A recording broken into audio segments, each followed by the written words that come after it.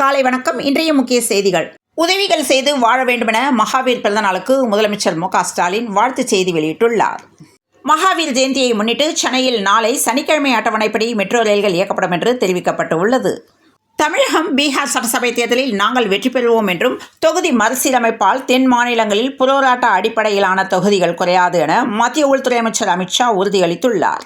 நாய்க்கடி பிரச்சனையை சர்வசாதாரணமாக புறம் தள்ளிவிட முடியாது, மனிதர்களை அச்சுறுத்தும் கொடூரமான பிரச்சனையாக உருவெடுத்துள்ளது என்றும் தமிழ்நாடு மட்டுமின்றி நாடு முழுவதுமே நாய்க்கடி பாதிப்புகள் அதிகரித்து வருகின்றன.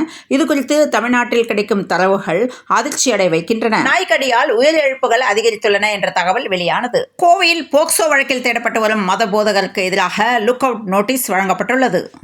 சென்னை சென்ட்ரல் கூடூர் வழித்தடத்தில் உள்ள பொன்னேரி கவலைப்பேட்டை ரயில் நிலையம் இடையே நாளை மற்றும் 12 ஆகிய தேதிகளில் காலை 9 மணி முதல் மாலை 3 மணி வரை பராமரிப்பு பணிகள் காரணமாக அந்த வழித்தடத்தில் இயக்கப்படும் சில மின்சார ரயில்கள் ரத்து செய்யப்படுவதாக தெற்கு ரயில்வே தெரிவித்துள்ளது. கோவில்பட்டியில் செண்பகவல்லியம்மன் கோவில் பங்குனி பெருந்திருவிழாவை முன்னிட்டு ராட்சத ராட்டினம் உள்ளிட்ட பல்வேறு வகை ராட்டினங்கள் பொருத்தப்பட்டுள்ளதால் சிறுவர்கள் குதூகலம் அடைந்துள்ளனர். தமிழக அரசியலின் மூத்த தலைவர்களில் ஒருவரான குமரி அனந்தன் வயது 93 நேற்றிரவு மறைந்தார். காந்தியத்தால் ஈர்க்கப்பட்டு காமராஜரை பின்தொடர்ந்தது மட்டுமல்லாமல் தமிழை உயிர் மூச்சென சுவாசித்து இறுதி வரை மக்கள் நலனுக்காக குரல் கொடுத்தவர் குமரி அனந்தன். இவரின் மறைவுக்கு பிரதமர் மோடி, முதல்வர் ஸ்டாலின் என அரசியல் தலைவர்கள் பலரும் இரங்கல் தெரிவித்து வருகின்றனர்.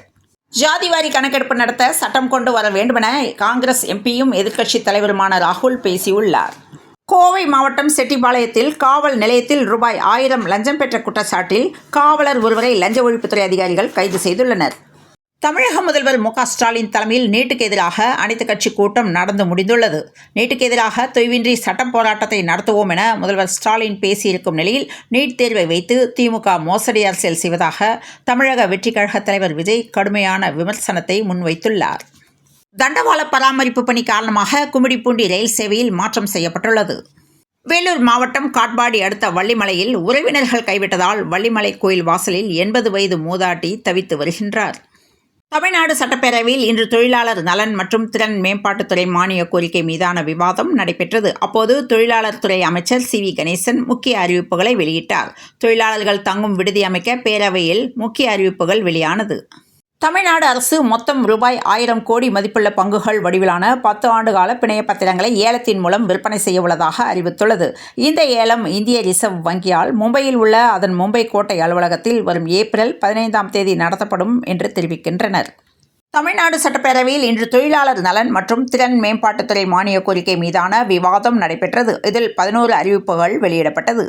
நீட் தேர்வுக்கு எதிராக தொடர்ந்து சட்ட போராட்டத்தை நடத்த அனைத்துக் கட்சி கூட்டத்தில் தீர்மானம் நிறைவேற்றப்பட்டது. கூட்டத்தை அதிமுக, பாஜக புறக்கணித்துள்ளது.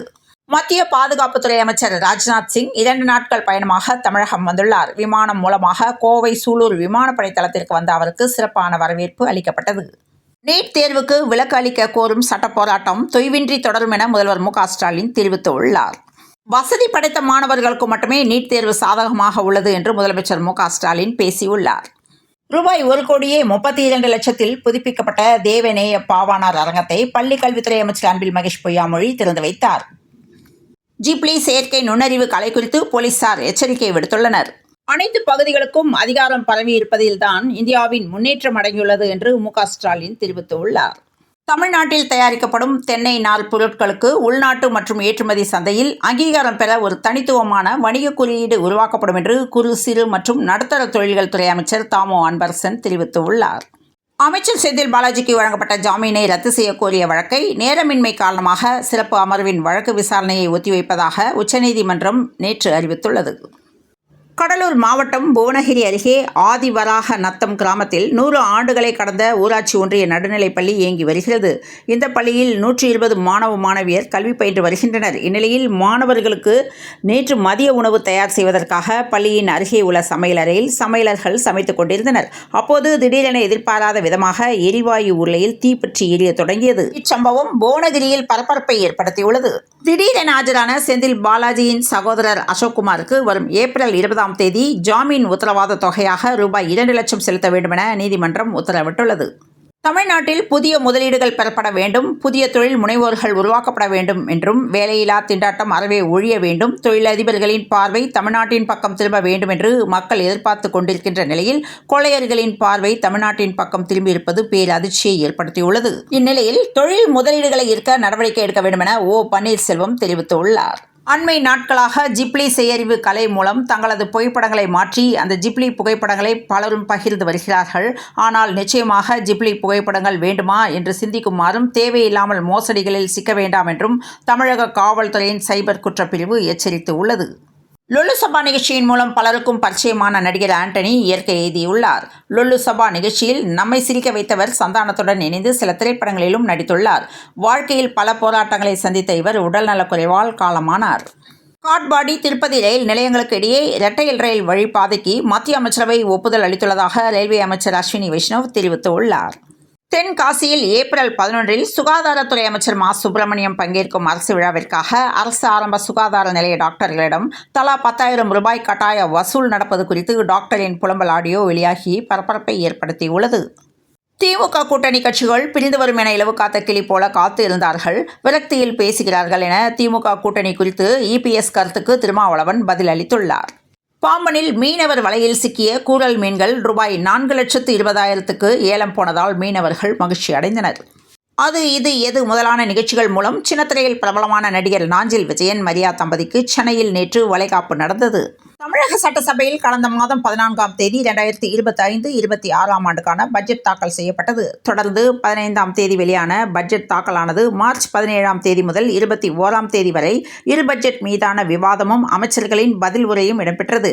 இந்நிலையில் தமிழக சட்டசபைக்கு 5 நாள் விடுமுறை வழங்கப்பட்டுள்ளது. தஞ்சாவூர் அருகே இளைஞர் ஒருவரை ஒரு வழக்கின் விசாரணைக்காக நடுகாவிரி காவல் நிலையத்திற்கு போலீசார் அழைத்துச் செல்லப்பட்டதாக கூறப்படுகிறது. இதனை அறிந்த அவரின் சகோதரிகள் கீர்த்திகா வயது 29, மேனகா வயது 31 போலீஸ் நிலையத்திற்கு தனது சகோதரர் எந்த தவறும் செய்யவில்லை எனவும், தனக்கு திருமணம் நிச்சயிக்கப்பட்டதாகவும், தம்பியை விடுவிக்க வேண்டுமெனவும் வலியுறுத்தியுள்ளனர்.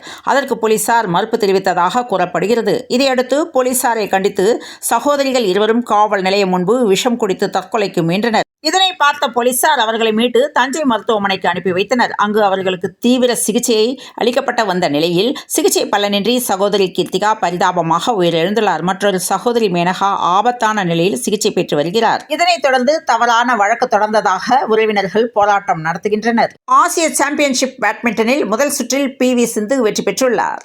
IPL 2025 சாய் சுதர்சன் அரை சதம் வீசினார். ராஜஸ்தான் ராயல்ஸ்க்கு 218 ரன்களை குஜராத் டைட்டன்ஸ் இலக்காக நிர்ணயித்தது. சச்சினுக்கு பிறகு 2வது அதிசய வீரர் பிரியான்ஸ் ஆர்யா என்று முன்னாள் இந்திய வீரர் புகழ்ந்து பேசியுள்ளார். விரக்தியான சீசன், சின்ன பையன் எங்களை மொத்தமாக டாமினேட் செய்துவிட்டார் என்று ஃபிளமிங் வேதனை தெரிவித்துள்ளார். தங்கம் விலை 2வது முறையாக உயர்ந்துள்ளது. ஒரே நாளில் சவரனுக்கு ரூபாய் 1,480 அதிகரித்துள்ளது. சென்னையில் இன்று காலை ஆபரண தங்கம் சவரனுக்கு ரூபாய் 520 உயர்ந்த நிலையில் தற்போது மீண்டும் சவரனுக்கு 960 ரூபாய் உயர்ந்து ஒரு சவரன் 67,280 ரூபாய்க்கு விற்பனையாகிறது.